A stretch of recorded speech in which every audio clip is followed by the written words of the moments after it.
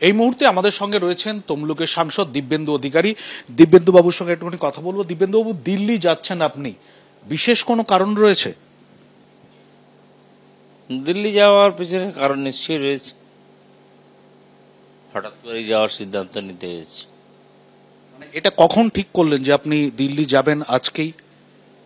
দুপুরবেলা, তার আগে পর্যন্ত কোনো আমার কাছে যাওয়ার কোনো ব্যাপারে নিশ্চয়তা ছিল না। এমনি যাওয়ার ছিল আরো দুদিন পরে, এটা একটু এগিয়ে এলো। এই যে হঠাৎ করে যাওয়ার সিদ্ধান্ত, বিশেষ কোনো সিদ্ধান্ত নিতে চলেছেন আপনি? দিল্লি পৌঁছে নিশ্চিতভাবে কিছু মানুষের সাথে আমার শুভানুধ্যায়ী আছেন, তাদের সাথে কথা বলবো, তারপরেই সিদ্ধান্ত। বিভিন্ন মহলে জল্পনা চলছে আপনি বিজেপিতে আগামীকাল যোগ দেবেন, কতটা সত্যি? অবাস্তব কিছুই বলবো না, সবই বাস্তব হতে পারে। All are possible in the world.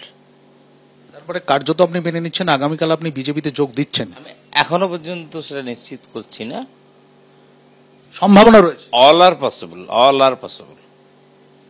Trinamool কংগ্রেসের তো এর থেকে কি আপনি ইস্তফা দিচ্ছেন দল থেকে? তৃণমূল কংগ্রেসের সাথে আমি নেই। কবে থেকে? 2021 সালের পর থেকে। কেন বলছেন এই কথা? কষ্ট, যন্ত্রণা, ব্যথা। এই যে কষ্ট, যন্ত্রণা, ব্যথার কথা বলছেন, কি ধরনের কষ্ট, যন্ত্রণা, ব্যথা তৃণমূল থেকে আপনি অনুভব করেছেন? আগামীকালকে পরে সেটা বিস্তারিত খুলে আপনাদের ডেকে এক কাপ চা খাইয়ে বলবো। তার মানে আগামীকাল আপনি একটা বড় সিদ্ধান্ত নিতে চলেছেন? দেখা যাক না, আমরা তো সকলেই ঈশ্বরে বিশ্বাস করি, তার উপরেই ছেড়ে দেন। সামনেই লোকসভা ভোট, সেই লোকসভা ভোটের কোনো আসনে কি প্রার্থী দিব্যেন্দু অধিকারীকে আমরা দেখতে পাবো? দেখুন, কোন রাজনৈতিক দল যখন সিদ্ধান্ত নেয়, তা সর্বোচ্চ মানে একটা ফোরাম থাকে, তারা সিদ্ধান্ত নেয়। প্রার্থী হওয়া না হওয়াটা বড় কথা নয়। তৃণমূল কংগ্রেসে যখন ছিলাম তখন আমি প্রত্যাশা করিনি আমি প্রার্থী হয়েছিলাম। অন্য কোনো রাজনৈতিক দলে গেলে সেখানে কাজ করার যদি সুযোগ দেয়, পোস্টার মারার কাজ দিতে পারে, পতাকা বাঁধার জন্য বলতে পারে, মঞ্চ সাজানোর জন্য বলতে পারে, যে কাজই দেবে, কোনো কাজটাই ছোট বলে মনে করি না।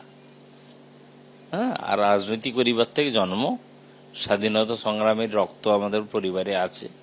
আমরা জানি মানুষকে মর্যাদা দিয়ে, এবং যে রাজনৈতিক দলের প্রতি থাকি না কেন, সেই দলকে তার উচ্চ আসনে নিয়ে যাওয়ার জন্য সর্বত চেষ্টা আমি করে যাব।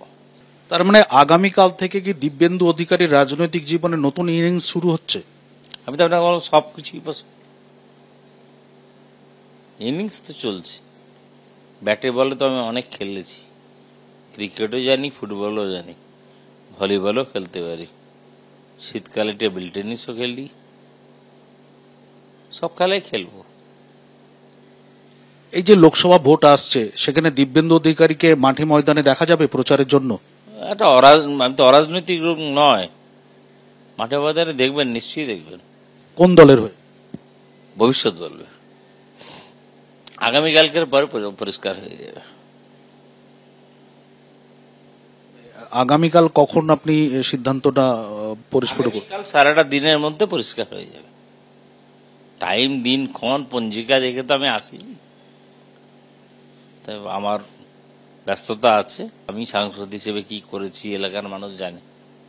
আমি এখানে বসে কথা বলতে অভ্যস্ত নয়, বাইরে বসে মানুষের সাথে বসে চা খেতে অভ্যস্ত।